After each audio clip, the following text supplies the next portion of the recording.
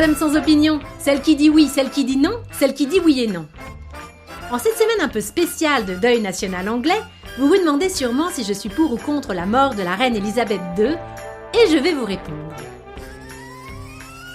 Bon, déjà, par principe, il faut le savoir, je suis contre la mort des personnes célèbres. À chaque décès, c'est le même topo, ça me chamboule tout mon programme télé.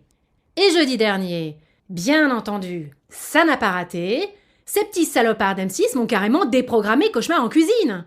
Or, entre Elisabeth et Etchebest, mon cœur ne balance pas du tout.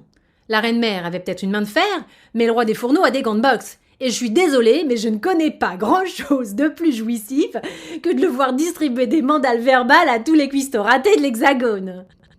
Ceci dit, en dehors de cette légère frustration, je pense que la mort d'Elisabeth est plutôt une bonne chose.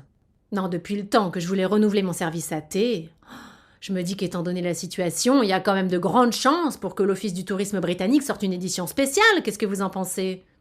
Allez, ouvrons les paris. Moi, je verrais bien une boîte à sucre en forme de cercueil. Un peu trop simpliste peut-être. Ou alors, plus moderne, une tasse thermoactive avec le portrait de la défunte reine quand la tasse est vide et son squelette qui apparaît au fur et à mesure quand on verse le thé. Ah, c'est pas mal ça. Oh non, ça y est, je sais. Des tasses à l'effigie du prince Charles, du roi Charles, avec une oreille décollée en guise d'anse pour tenir la tasse. Quoi ? Ça vous choque ce que je dis ? Oh, mais arrêtons un peu de le plaindre, ouin. Oh, le pauvre, il accède au pouvoir seulement maintenant. Ça va, oui. Ça fait 73 ans qu'il est à la retraite. Il a assez profité, non ? En plus, si ça se trouve, il va rentrer dans le livre des records à la page de la mise en service la plus tardive. C'est plutôt drôle. Et puis, Samuel L. Jackson a connu la gloire à 46 ans.